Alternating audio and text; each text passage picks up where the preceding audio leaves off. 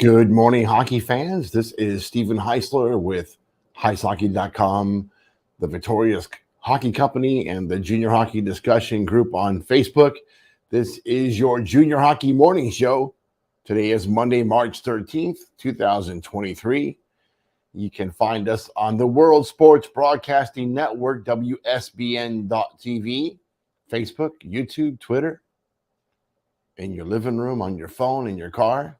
Hope that you had a good weekend and been watching the playoff races around the country, different leagues. But today we're going to focus on the North American Hockey League Central Division.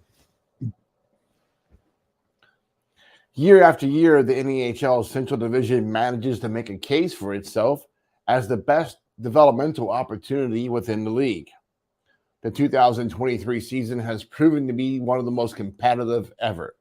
Only 9 points currently separate second place St. Cloud from sixth place Bismarck. And is there really any advantage, except maybe financial, when it comes to securing home ice for being one of the top two teams? Austin is the only team, 15-7-1-1, more than 3 games over 500 at home this season. So we should look for plenty of fireworks and surprises in the playoffs as well. That's just life in the Central Division, isn't it? Let's run down these guys. Number 1 is the Austin Bruins, 3-1, 31-13, 3-4, with 69 points. They have a 12-point lead over St. Cloud in the division.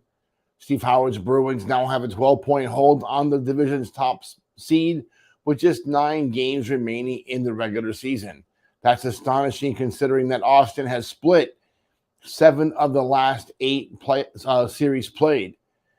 That was the case this past weekend's set of games at Aberdeen. Should we expect more of the same when Bismarck visits Riverside Arena this week? That's interesting that Howard's team is doing so well, considering that they have had series split in all these series, 7 of the last 8. That says a lot.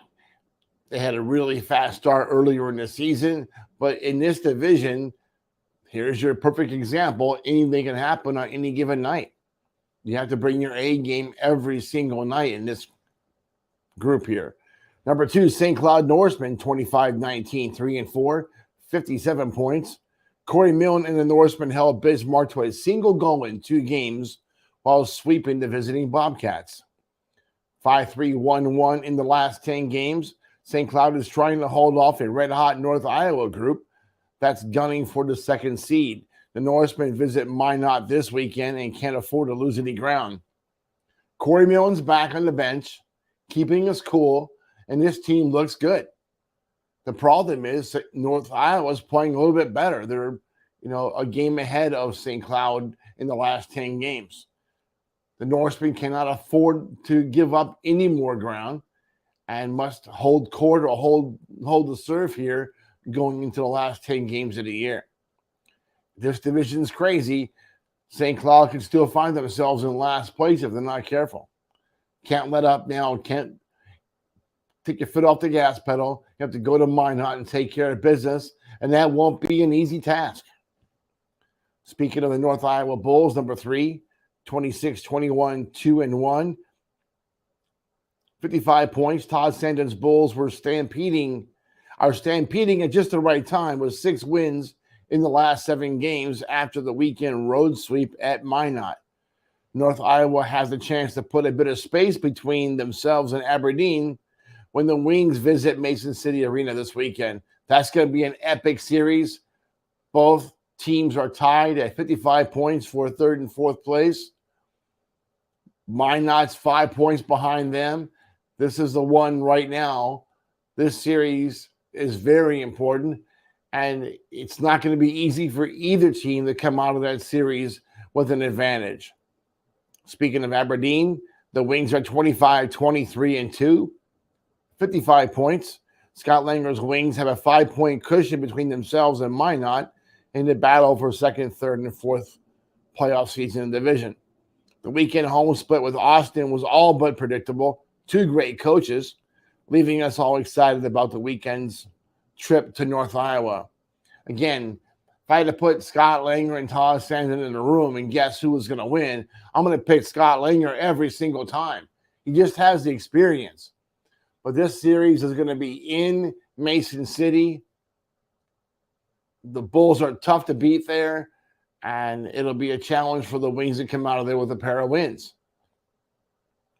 Number 5, Minot, 24, 1-1, back to 500 with 50 points.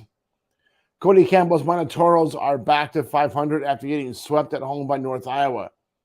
Now a full 5 points behind Aberdeen and the Bulls. The Toros are going to need a lot of help to make up that much ground in the last 10 games of the season. St. Cloud visits this week with every intention of skating out of town with max points. This is it. This is their opportunity. Minot kind of stubbed themselves in the foot last weekend, but they have to have a better result this weekend against St. Cloud or face the reality of being done for the year. Number 6, Bismarck Bobcats, 21-23, 4-2. Langston Nivea and the Bobcats gave the Norsemen hell Saturday night in St. Cloud. Losing 1-0 in that game sent a message to the rest of the division. The Bobcats are not going to make it easy for any opponent in any of the season's last 10 games. Look at life in the Central has always been this way. Well, not always. There's been times we've had trouble or one team that was far below everybody else, but this year, everybody's on their game. No one is out of it yet. Bismarck's pretty close to being out of it, but really even they can come back and make a mess of things. So in this group, there are no nights off. Like we said before, 100 times before today, we've been saying it all season, been saying it for years. This division is not one to take lightly. And that's why college coaches continue to look at the Central Division for their skill players and for guys that can handle the pressure of an intense game in, night out. The South Division is better for physical players. The East Division is good for those Eastern guys who pay for the school. But this South Division and the Midwest probably as well are two of the best divisions in the NAHL. The playoffs are going to be interesting. We're really in it now, aren't we?